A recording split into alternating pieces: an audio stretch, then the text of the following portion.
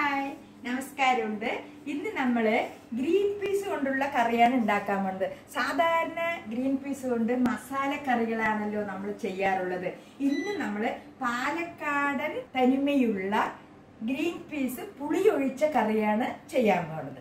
നമ്മൾക്ക് എങ്ങനെ ചെയ്യുന്നത് നോക്കാമല്ലോ. ഞാൻ നിങ്ങളുടെ സ്വന്തം സുധാമഴമേഘം. ഇവിടെ എല്ലാം സിമ്പിളാണ്. ഗ്രീൻ പീസ് പുളിങ്കറിക്ക് എന്തൊക്കെ ആവശ്യം എന്ന് വെച്ച് കഴിഞ്ഞാൽ ഗ്രീൻ പീസ് വെള്ളത്തിട്ട് കുതിർത്തത്, പിന്നെ നമ്മൾക്ക് തേങ്ങ ജീരകം ചേർത്ത് വെച്ചിരിക്കുകയാണത് അരയ്ക്കാനായിട്ട്, പിന്നെ ഉപ്പ്, മഞ്ഞൾപ്പൊടി, മല്ലിപ്പൊടി, മുളക് പൊടി, കടുക്, പിന്നെ നമുക്ക് കടുക് താളിക്കാനായിട്ട് വെളുത്തുള്ളി, ചെറിയ ഉള്ളി, കറിവേപ്പില, പിന്നെ പ്രധാനമായും വേണ്ടത് വാളൻപുളിയാണ്. അത് നമ്മൾക്ക് ഓരോരുത്തരുടെ പുളിപ്പിനനുസരിച്ചിട്ട് ചേർത്താൽ മതി. അപ്പോൾ നമ്മൾക്ക് ഗ്രീൻ പീസ് ഉപ്പും മഞ്ഞൾപ്പൊടിയും ഇട്ട് വേവിച്ചെടുക്കാം.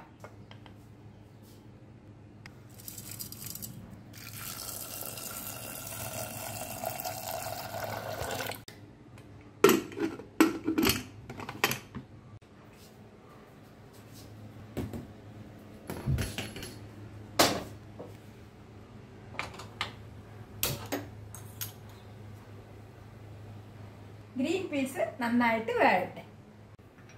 ചായ കുടിക്ക്. നിഖില് ചായ.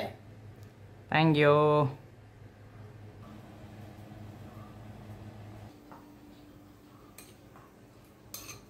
തേങ്ങയും ജീരകം അരച്ചെടുക്കണം അല്ലേ അമ്മ? അതെ അതെ.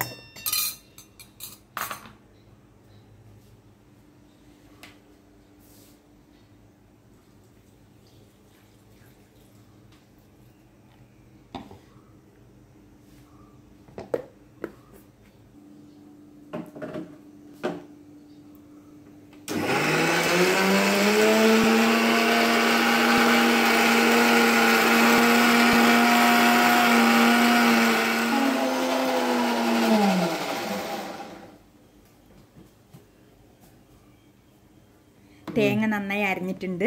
ഇതിലേക്ക് നമ്മൾക്ക് ഒരു 3-4 ചെറിയ ഉള്ളി ഒന്ന് അരച്ചെടുക്കാം.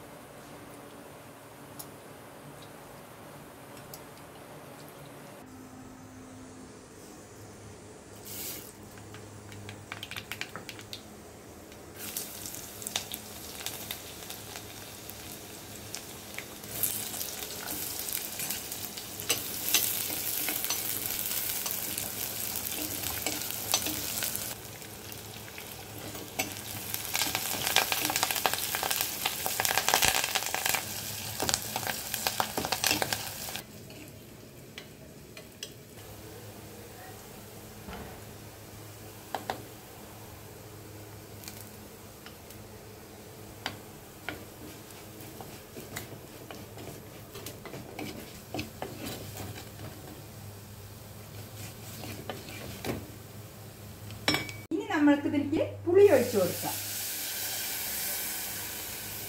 ഇതാണ് മെയിൻ ഇൻഗ്രീഡിയൻസ്. ഇനി നമ്മൾക്ക് ഇതിലേക്ക് തേങ്ങയും ജീരകവും ഒക്കെ കൂടി അരച്ച് വെച്ചതുണ്ട്, അതും ഒഴിച്ചു കൊടുക്കാം. എത്ര എളുപ്പമാണ് ഈ കറി ആവാൻ. പിന്നെ നമ്മുടെ ഈ എല്ലാ സീസണിലും നമ്മൾക്ക് തുവര കിട്ടില്ല. പക്ഷെ ആ തുവര നമ്മുടെ പാലക്കാടൻ സ്റ്റൈലിൽ പുളിങ്കറി വെക്കും. അതേ ടേസ്റ്റ് ആയിരിക്കും ഈ ഗ്രീൻ പീസ് പുളിയൊഴിച്ച കറി. നിങ്ങൾ വച്ച് നോക്കിയിട്ട് അഭിപ്രായമൊക്കെ പറയണം. ഇനി നമ്മൾക്ക് വേവിച്ച ഗ്രീൻ പീസ് ഉണ്ടല്ലോ, അതിനെ നമ്മൾക്ക് ഈ കൂട്ടിലേക്ക് ഒഴിച്ചു കൊടുക്കാം. നന്നായി വെന്തിട്ടുണ്ട്. ഇത് മഞ്ഞപ്പൊടി ഉപ്പിട്ടിട്ടല്ലേ അതെ, വേവിച്ചത്? മഞ്ഞപ്പൊടി. അപ്പൊ ഇതിന് വേറെ ഉപ്പിന് വേറെ ആവശ്യം ആവശ്യം ഉണ്ടെങ്കിൽ ഇട്ടാ മതി. അത് ഓരോരുത്തരുടെ രുചിക്ക് അനുസരിച്ച്. ഓക്കെ, ഒഴിച്ചോളൂ. ഇതിലേക്ക് ഇട്ടു. ആഹാ, എന്താ ചന്ത. നന്നായിട്ടൊന്ന് തിളച്ചിട്ട് മുളകിന്റെ മണമൊക്കെ ഒന്ന് പോട്ടെ. ആ പച്ചമണം പച്ചമണമൊക്കെ ഒന്ന് പോയ നല്ല ടേസ്റ്റ് ആയിരിക്കും. സൂപ്പർ. ഇപ്പൊ തന്നെ നല്ല മണം വരുന്നുണ്ട്. ആ തേങ്ങയിലെ ജീരകവും. എത്ര സിമ്പിൾ ആയിട്ടാണ് ഇത് വെക്കാൻ പറ്റുന്നത് കണ്ടില്ലേ? എല്ലാം കൂടെ വഴറ്റുന്നു, ഗ്രീൻ പീസ് വേവിച്ചതിന് അതിൽ കൊട്ടുന്നു, തിളപ്പിക്കുന്നു. അത്രേ ഉള്ളൂ. ഇപ്പൊ അവിടെ ചോറ് തിളക്കുന്നുണ്ട്.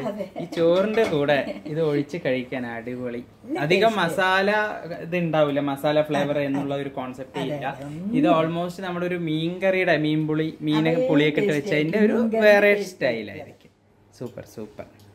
ഉപ്പൊക്കെ കറക്റ്റ്. ആ തന്നെ.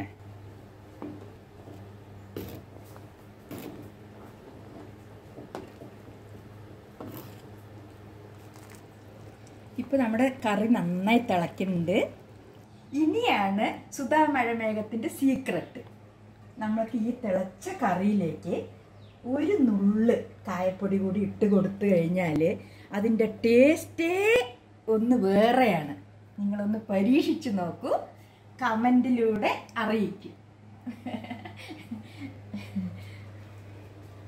അപ്പോൾ സുധാ മഴമേഘത്തിൻ്റെ ഗ്രീൻ പീസ് പുളിങ്കറി റെഡി ആയിട്ടുണ്ട്.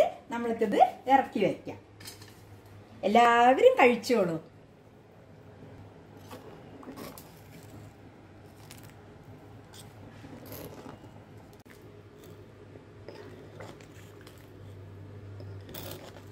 അപ്പോ സുധാ മഴമേഘത്തിന് നിങ്ങൾക്ക് ഇഷ്ടപ്പെട്ട് കഴിഞ്ഞാൽ ഈ ചാനൽ സബ്സ്ക്രൈബ് ചെയ്യുക, ലൈക്ക് ചെയ്യുക, ഷെയർ ചെയ്യുക, കമൻറ്റ് ഇട്ടോളൂ.